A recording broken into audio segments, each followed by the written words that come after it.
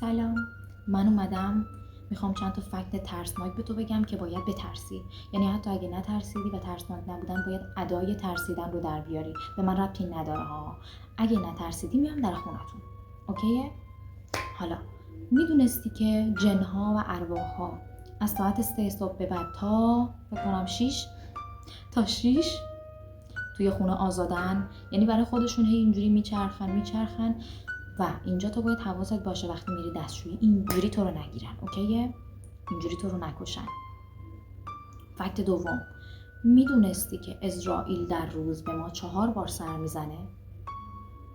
من اینو خوندم خودم پشمام ریخت. و فکت سوم، تو الان داری به خط چشمای من دقت میکنی که شبیه هم نیستن و اصلاً به روی من نیار. آخه من توی خط چشم کشیدن ریدم. من بلد نیستم. ببخشید که شب تو خراب کردم با فکتا. بای بای. به ترسیا بهت گفته باشم.